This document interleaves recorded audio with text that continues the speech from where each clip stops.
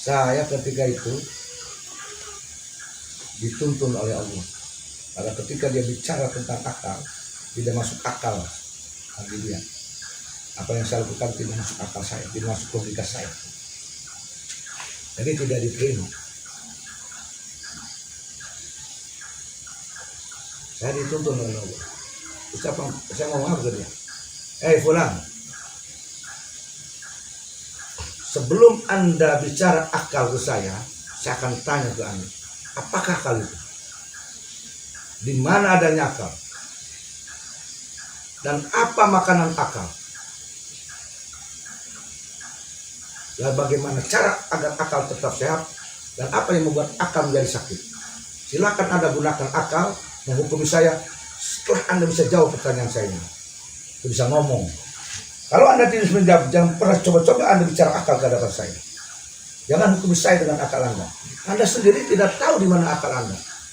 Tidak tahu apa makanan akal. Tidak tahu apa yang membuat akal itu mati. Tidak tahu apa yang membuat akal itu sehat. Dari mana Anda akan gunakan akal Anda? Anda bicara akal tapi Anda tidak tahu apa akal itu sendiri. Pulang bisa nggak jawab. Gerem. Silakan Anda kalau bisa jawab pertanyaan saya, silakan jawab ini. Ayo kita ngadu logika dengan saya. Siap saya dengan Anda ngadu logika. Anda punya akal, saya punya akal. Oke, kita tidak pakai dalil. Anda pakai akal, saya pakai akal. Tapi saya tanya dulu. Dia bisa nggak jawab? Dia bisa nggak jawab? Padahal itu orang cerdas di sekolah, ranking selalu. Kakak adik, belum paling pintar akademisi kali ini. Nah, udah selesai dia jangan jawab, nyerah dia jangan jawab. Yang perempuan, Pak Yusuf saya mau nanya apa? Bagaimana menurut Pak Yusuf tentang Nur Muhammad? Waduh, kelas 2 SMA itu Nur Muhammad. Waduh, hebat dia mah itu, yang pinter. Jadi itu jemaah yang dia sifat terus, jenius itu, bisa keluar budak dua eta. Jurusan kimia ya. Yang gua pinter kan jurusan ini. Nah, ketika saya ditanya Nur Muhammad, tanya lagi ke perempuan itu, Anda tahu Nur Muhammad dari mana? Ini Pak Yusuf, dari buku. Oh coba lihat, dari buku. Oh ini ya, benar Nur Muhammad. Tapi bagaimana ketika itu? Ketika itu Allah tolong saya. Saya kan baca kan Nur Muhammad nyawanya. Yang nyawa itu. Nyawa gitu Nur Muhammad, tapi penjelasannya canggih orang mata waktu kuliahnya. Ditanya Nur Muhammad. Bagaimana sih? Nah, tahu dari mana Anda? Buku. Saya ditolong oleh Allah Ta'ala. Apa tuh? Itu buku cuma digini udah tuh. Keajaiban dong. Pertolongan Allah. Kata buku dikitu bukan. Sak. Pakai lengan. Ses. Bah. Tak. Bah. Nih. Ini gini kau kita buku. Tuh, pegang. Dicekal dia aku siap tetap buku itu. Dan buka tenang, tadi buka tenang. Nanti ketumpul kan. Terus, gitu. Bah. Yang terkenal karena iya. Bah, gitu. Tuh. Dan nih Nur Muhammad. Deng aing ngomong cur sampai beres. Beres aing ngomong. Gimana? Aku enggak dengar apa yang ada dalam buku. Aku Pak Yusuf bingung ngeun jelema. Bingung bermana. Anu diomongkeun ku aing eta aya dina buku eta. Bener enggak cing apa yang ada dalam buku itu? Aku enggak. Aku Pak Yusuf anu bingung kenapa orang ini tahu ke dalam isi buku ini padahal dia dibaca. Didinya langsung eta dua eta khusus nadina hayang guru terus. Pengen berguru dan pengen berhenti sekolah. Dan dia bertanya ke saya, Pak Yusuf, apa yang Islam ini Pak Yusuf cari? Saya mencari ridho Allah Subhanahu wa Ta'ala. Lalu kalau begitu saya juga sama. Dari dulu saya ingin mencari ridho Allah Ta'ala. Saya ingin ikut sama Pak Yusuf. Jangan. Kenapa Pak Yusuf? Kamu ngapain ikut saya? Saya bukan mencari orang bahagia. Saya bukan orang yang mencari bahagia. Saya adalah orang yang mencari prihatin dan menderita. Dan saya bukan orang yang mencari kota. Saya adalah orang yang mencari hutan. Dan saya orang yang dari hutan ke hutan, dari makomali ke makomali. Kamu jangan ikut saya. Emang mau mencari doa begitu? Ya, begitu. Oh, jadi mencari doa seperti itu? Begitu. Iya, kalau mencari doa seperti itu. Bukan mencari senang, mencari prihatin. Bukan mencari kota, mencari hutan ke hutan.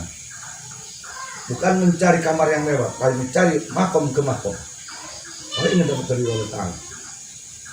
Oh, Pak Yusuf, apa pastor ikut, mau ikut. Maksa, hanyut. Coba dong tuh, hanyut.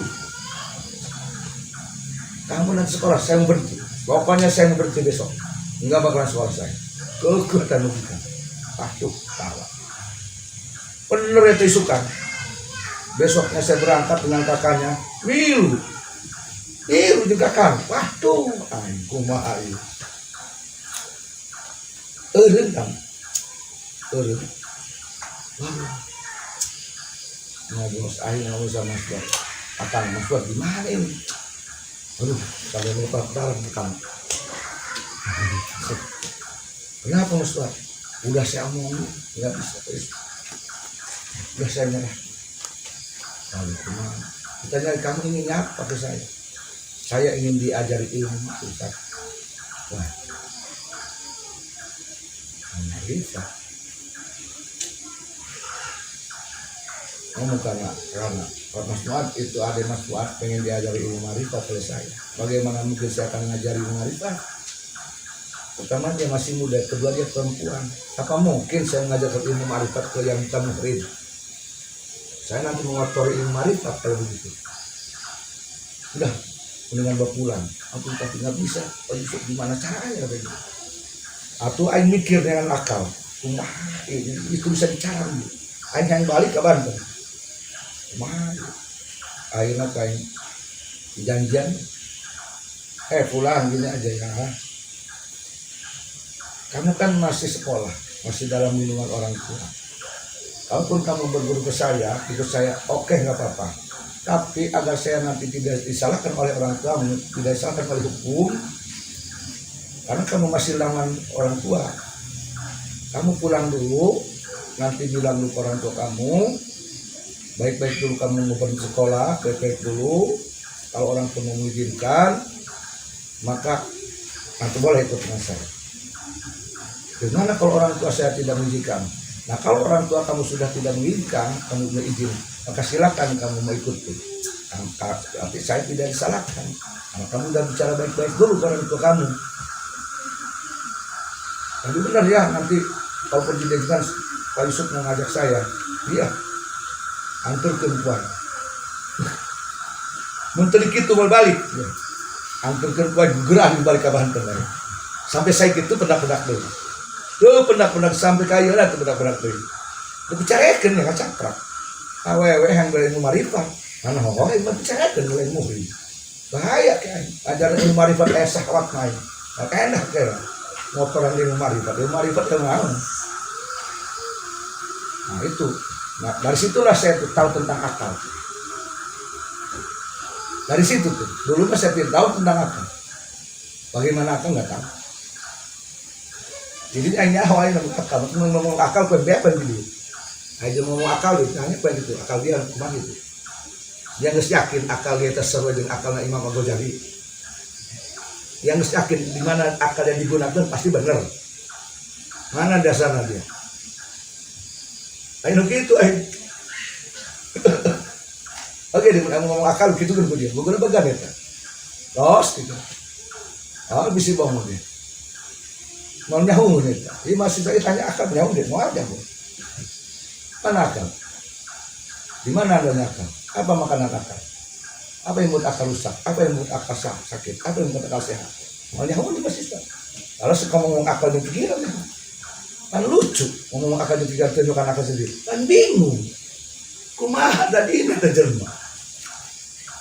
Jadi mana orang yang percaya kalau zaman ayah yang akal dan pikir, ditanya ada kebegu. Dia udah mana dia pintar kan dia. Udah mana teman akal pintar kemana? Seyogyanya sepatutnya orang yang bicara akal dan pikir, dia tahu tentang akal dan pikir. Dia tahu akal dan pikir ada di mana, apa, bagaimana. Minimal gitu, kakak aing percaya main akal, ngerti tentang akal. Aing daik ada logika jeung gitu. Eta mau tanya ka itu jangan kan logika gitu. Capek-capek aing, murah-murah. Cuma paling debat mungkin. Itu tambusnya. Kemudian ini Pak, kan kita dari penjelasan tadi akal itu terbatas Pak ya. Kemudian sebenarnya peranan akal dalam agama Islam dalam beragama itu bagaimana sih Pak? Kan kalau orang-orang liberal yang sering angkat itu apalah takilun, apalah pakarun dan seterusnya. Yang dibilang tadi, peranan akal itu yaitu mampu memahami kebenaran agama Islam. Ini agamanya benar, jadi dia bisa paham tuh kepada memahami kebenaran agama dan dia menerima kebenaran agama Islam. Itu akal. Itulah akal yang sesungguhnya, bukan menolak kebenaran agama Islam. Akal yang sehat adalah akal yang ketika digunakan memahami kebenaran agama Islam, hadis Rasul, apa aja tentang sholat, dia menerima tentang sholat itu. Nah itu berarti akal, itu akal itu. Maksud Allah seperti itu. Bukan akal yang kemudian dia gunakan menolak kebenaran agama. Lain, akal itu untuk membuka, menguatkan, memahami kebenaran agama Islam. Jadi paham akhirnya dia dengan menggunakan akalnya, dia paham ini benar, iya benar nih dengan akalnya, bukan malah sebaliknya menyerang, melawan, bukan akal namanya. Ketika ada orang bicara akal tetapi dia menolak kebenaran agama, sesungguhnya bukan akal, ditipu kita, nafsu. Karena akal tidak akan bertentangan dengan kebenaran agama, tidak akan. Akal yang sebenarnya tidak akan bertentangan dengan kebenaran. Akal yang sebenarnya dia akan menerima kebenaran Allah. Maka ketika ada orang bicara akal, dia menolak kebenaran Allah, mau ateis, mau profesor, bohong, kadzib, itu nafsu. Maka harus dibedakan antara akal dengan nafsu. Tuh, ciri akal tuh. Ya, ciri akal. Ciri akal menurut Yusuf, yaitu ketika kau gunakan akal pikiranmu, membuka kebenaran agama Islam, kau memahami kebenaran agama itu sendiri. Nah, itulah akal, berarti benar kau gunakan akal. Tetapi kau bicara akal, kau jual akal, kemudian muka beragama, kau tolak kebenaran agama, maka itu bukan akal, itu adalah nafsu sesungguhnya yang mengaku-ngaku akal. Pegang tunggu saja itu. Karena akal hakikatnya menerima kebenaran Allah. Akal itu menerima kebenaran Allah. Akal siapa saja menerima kebenaran Allah, menerima kebenaran agama Islam. Karena fungsi akal bukan menolak kebenaran. Fungsi akal adalah menerima, memahami kebenaran itu sendiri. Itu hakikatnya akal. Jadi bukan akal ketika dia menolak kebenaran. Maka apakah itu? Nafsu. Tuh, ini definisi akal. Cari di mana definisi akal. Kalau nggak ada, itu definisi terbaru Yusuf Al-Mubarak. Tulis gitu. Nah, riset ke profesor yang lain. Mau nyahul karena definisi akal ge. Loba profesor dokter nyokong. Lulusan IAIN sekalipun nyahul karena definisi akal. Ngacak definisinya. Karena dia tidak dituntun oleh ilham. Dia dituntun oleh kolbu yang berzikir. Paham? Nih keagungan Allah nih, saya dibuktikan pada kalian. Ini keagungan ahli zikir nih. Maka benar apa yang dikatakan oleh para imam Rasulullah. Sesungguhnya zikir la ilallah adalah roksul ilm. Di situ akan melahirkan laduniyah dan wahdiyah, ilmu-ilmu yang dari nur Allah Ta'ala.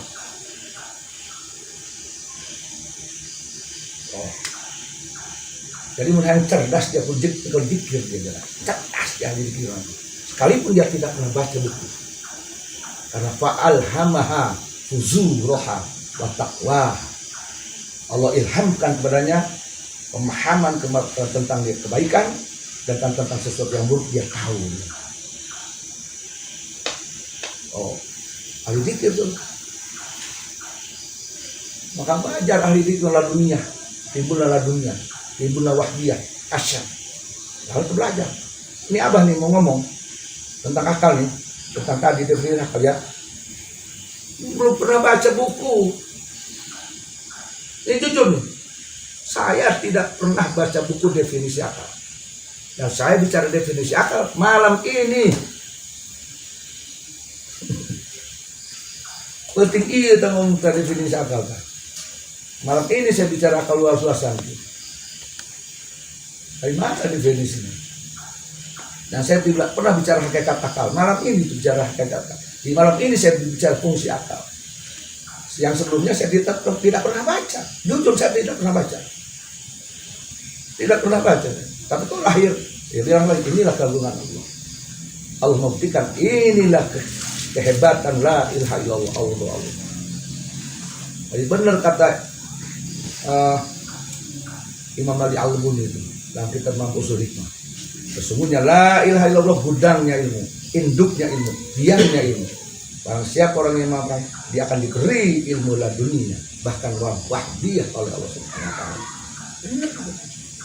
Anak wajar Gus Dur pinter.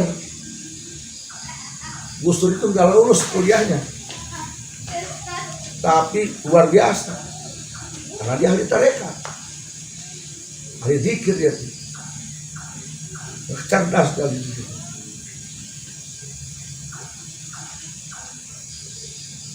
Dan itu sesuai dengan apa yang dikatakan oleh Syabul Qadir Jailani. Barang siapa orang yang berzikir dengan thariqahku, dengan sungguh-sungguh dan dia jujur dalam berthariqah, maka dia akan diberinya ilmu siasatul maut. Diberi ilmu yang dia tidak belajar tapi dia paham, yaitu ilmu siasatul maut, yaitu siasatul sultan, yaitu ilmu tentang ketatanegaraan. Makanya Gus Dur wajar pinter, kuliah nggak lulus tapi dia jadi presiden, ngerti tentang negara. Wahid Hashim sama ngerti tentang negara, Hasyim Asy'ari sama ngerti tentang negara. Nah, karena dia ahli zikir, benar kata saya tadi, paham tentang negara, politik lah. Ya abah tuh belajar politik tenang, nggak belajar politik saya, tapi saya paham politik, paham tentang politik. Apa yang terjadi di Indonesia kita paham. Begini, paham. Karena janji Syabul Qadir. Maka masih saya sarankan, mumpung dari muda sekarang berzikir, agar engkau nanti mahasiswanya nanti malah lurus bermorakenek berzikir. Beres kuliah jadi sarjana S1 kuliah di hatinya bersih. Wah, apa anda cemerlang. Lurus selamat lagi. Udah mah cerdas, pinter, lurus, waduh, luar biasa. Misalnya jadi dulu Islam. Jadi Islam membuka kejahatan-kejahatan orang-orang yang ngaku benar itu.